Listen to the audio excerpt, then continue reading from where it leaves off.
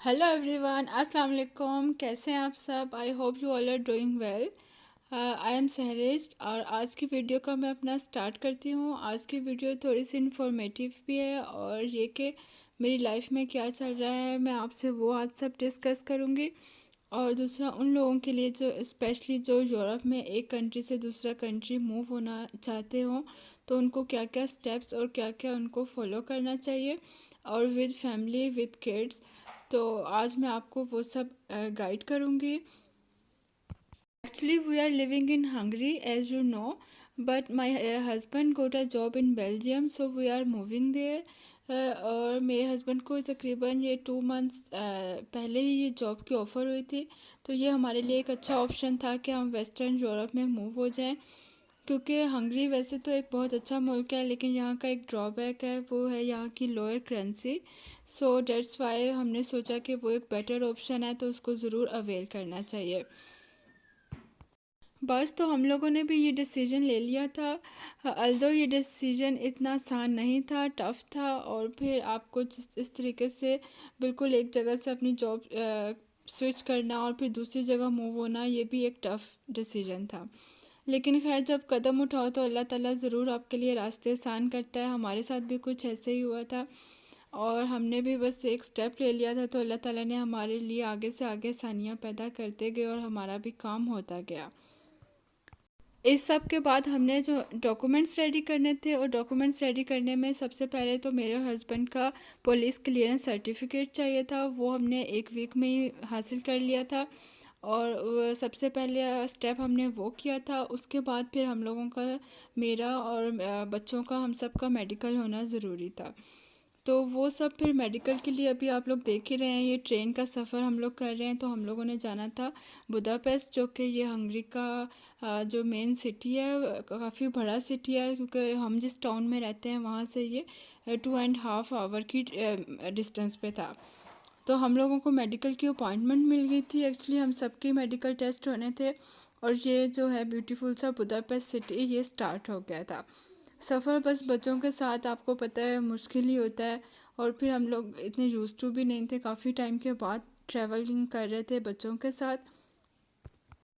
हम लोगों का जो टाउन है सिगरेट, वो तो बहुत क्वाइट सा और बहुत काम सा टाउन है। कोई इतना क्राउडेड नहीं होता, ना इतनी ज़्यादा ट्रैफिक होती है। तो ये ज़रा काफ़ी क्राउडेड सिटी है और हसल बसल और इस तरीके से था। तो हम भी खैर, बस हमने फिर मेडिकल, जहाँ हमारी अपॉइंटमेंट थी, हम उधर मेडिकल क्लिनिक में पहुंच गए थे। ये आरएमसी क्लिनिक था। और इसके बाद बस फिर हम लोगों ने अपना डॉक्टर को चेकअप करवाया, बच्चों के चेकअप हुए। और सबसे पहले ये बच्चे जो थे, इनके सफ़र की सारी थकावट इनकी उतर गई थी। इन्होंने जब कलर्स देखे थे और ये यहाँ पे बैठ के कलरिंग करना स्टार्ट कर दी थी। शायान ने मुझे काफ़ी टफ़ टाइम दिया। घर में तो ये माशाल्लाह बिल्कुल ठीक रहता है, मुझे इसका कोई महसूस नहीं होता, लेकिन बाहर जाके इसने जो अपना आप दिखाया ना ये बिल्कुल आउट ऑफ कंट्रोल हो जाता था। तो खैर, ये इधर इन्होंने कलरिंग किया। उसके बाद फिर 1 बाय 1 इनका मेडिकल चेकअप स्टार्ट हुआ था। नो नो नो, देखो आप ही का मेडिकल है।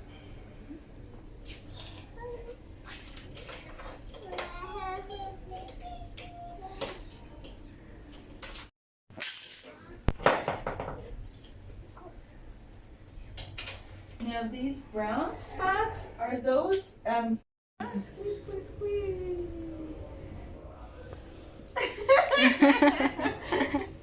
Okay. All right. We're gonna do this. Squeeze and tell me how old you are. He is and he is. Okay. Squeeze. How old is everyone? 7 years, 6. Okay. Thank you. Squeeze.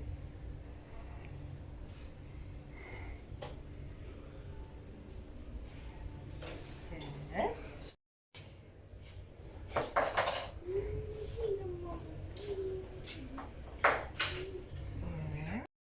Doctor ने बच्चों का अच्छे से checkup किया, each and everything they checked and all the vaccination. उन्होंने हमसे पूछा कि बच्चों ने कितनी वैक्सीनेशन इनकी सबकी डन हुई है। और वो भी एक बहुत ज़रूरी स्टेप था, क्योंकि इनको होता है कि बच्चों की वैक्सीनेशन को पूरी होनी चाहिए। वो फिर हमने इनको अपने कार्ड शो करवाए और उसके बाद बच्चों का इन्होंने ब्लड टेस्ट भी करना था, ब्लड भी तीनों बच्चों का लिया था और इसी तरह मेरा और हस्बैंड का भी लिया और इसके साथ हमारा भी chest X ray test. Actually main जो टेस्ट थे वो टीबी के ही थे हम सब के। और इसके साथ साथ फिर हम लोग थक गए थे, फिर हमने वहीं क्लिनिक में कॉफ़ी पी, फ्रेश हुए। तो वहाँ पे हम लोगों को था कि क्यों ना कुछ खा लिया जाए, लंच कर लिया जाए और फिर जो थी रिपोर्ट्स थी वो हमें मिलनी थी। मेरे और हस्बैंड की जो रिपोर्ट्स थी वो हमें 1 वीक के बाद मिलनी थी, लेकिन बच्चों के लिए उन्होंने जो इंजेक्शन लगाए थे वो उन्होंने कहा था कि हमने इसका रिज़ल्ट देखना है तो आपको 1 दिन के बाद फिर आना पड़ेगा। तो बस फिर उसके लिए हमें फिर से ट्रैवल करने के लिए आना पड़ना था। तो अभी हम लोग को शौक़ था किसी पाकिस्तानी रेस्टोरेंट में खाना खाने का, तो हम लोग ये इधर एक शीश महल के नाम से एक होटल था, हम लोग यहाँ पे आ गए थे। पाकिस्तानी टेस्ट था, नाइस फूड था, बट इनका पोर्शन थोड़ा लेस था लेकिन हमने एंजॉय किया, मज़ा आया। उसके बाद फिर बच्चों को थोड़ा मैंने फ़्रेश करवाया, इनके कपड़े वगैरह कुछ चेंज करवाए और ये साथ में एक पार्क था तो बच्चों ने यहाँ पे थोड़ा खेला। और फिर क्योंकि बच्चे फिर ट्रैवलिंग से तंग आ जाते हैं तो इनके लिए ये पार्क में थोड़ा सा फिर वो एक्टिव हो जाते हैं, ज़रा थोड़ी इनकी ना खेलते हैं, खुश होते हैं। और इसके बाद फिर हमारा वापसी का सफ़र शुरू हमने कर लिया था। तो वापसी पे भी बच्चे बहुत ज़्यादा थक गए थे, तो ये ट्रेन में तो बैठते साथ ही थोड़ी देर के बाद ये लोग सो गए थे, तो ये अच्छा था, इनके लिए एक नैप ज़रूरी था। और फिर इससे बच्चे फ़्रेश भी हो जाते हैं, इतनी थकावट भी नहीं होती। फिर हमने अपने सिटी में आके डिनर किया था क्योंकि घर जाके कुकिंग करने की हिम्मत नहीं थी और नेक्स्ट डे के बाद हमने फिर ट्रैवल करना था।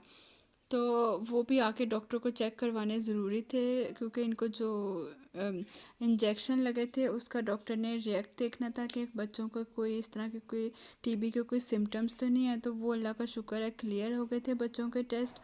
और मेडिकल जो था ये काफ़ी एक्सपेंसिव था, ये हमने प्राइवेटली खुद ही करवाया था क्योंकि हमारे पास यहाँ पे मेडिकल फ्री अवेलेबल नहीं था और इस तरीके से इसकी फ़ीस भी हमने खुद ही पे की थी। यूरोप में ही एक कंट्री से दूसरे कंट्री में मूव होने के लिए हमें ये सब स्टेप्स फॉलो करने पड़े थे। और अगर आप में से कोई मुझसे कुछ पूछना चाहते हो इस बारे में कोई क्वेश्चन तो वो आप मुझे मैसेज कर दें, मैं ज़रूर आपको बताऊंगी। और नेक्स्ट वीडियो में मैं आपसे शेयर करूंगी कि हमने क्या क्या डॉक्यूमेंट्स हमें रिक्वायर्ड थे और हमने कौन कौन से डॉक्यूमेंट्स सबमिट करवाए थे एम्बेसी में, बेल्जियम एम्बेसी इन बुदापेस्ट में। और ये कि हमारा वीज़ा कितने टाइम में लगा था मेरा और बच्चों का और हस्बैंड का, तो ये सब मैं आपसे नेक्स्ट वीडियो में शेयर करूँगी। वीडियो अच्छी लगी हो तो इसको लाइक कर दीजिएगा और मेरे चैनल को सब्सक्राइब करना मत भूलिएगा।